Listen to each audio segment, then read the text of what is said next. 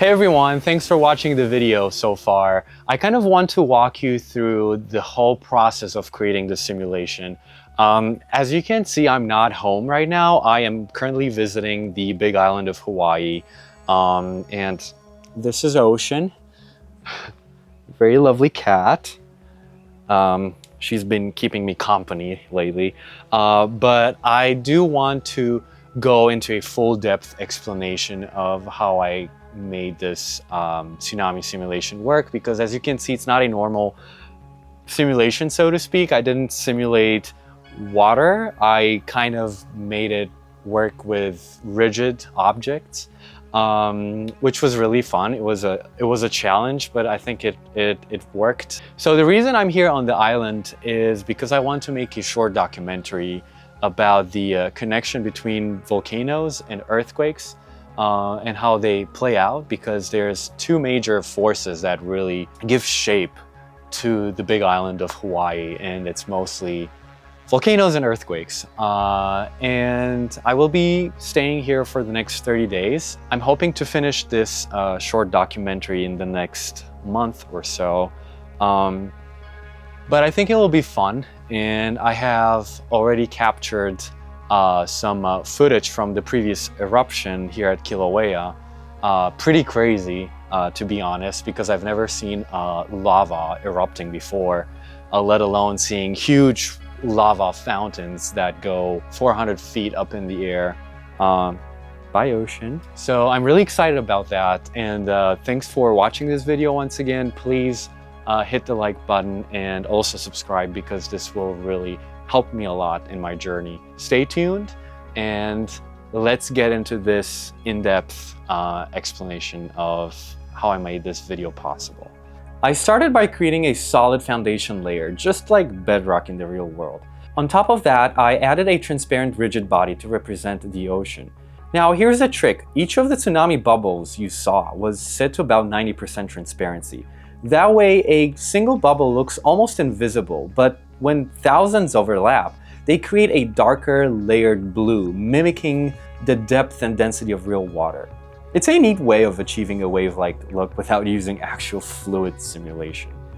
Next, I placed our little beach house, and as you noticed, it didn't exactly stand up to the waves.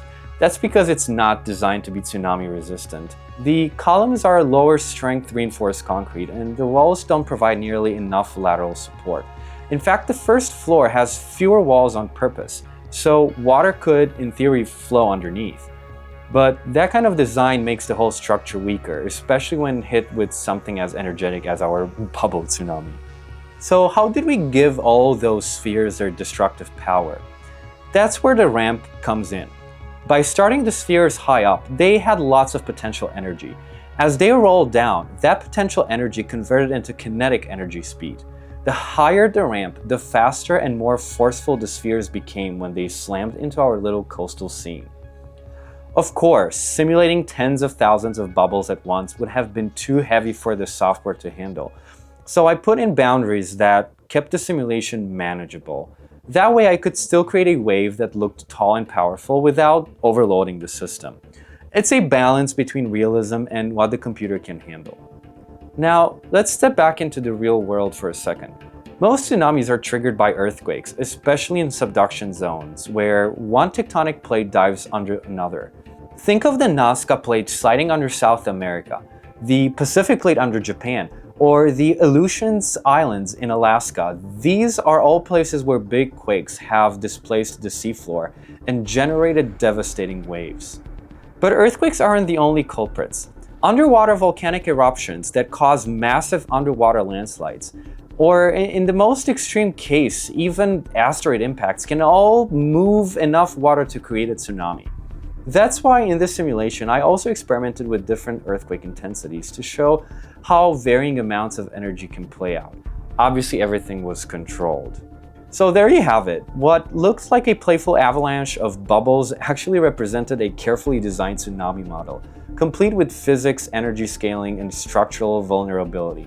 It's a fun way to bridge between abstract simulation and real-world hazards. And as you saw, even our small-scale setup packed quite a punch against the fragile beach house.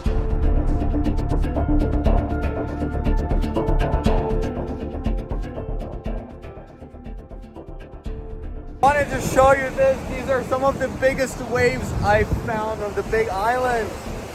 Oh, oh my God. What have I done?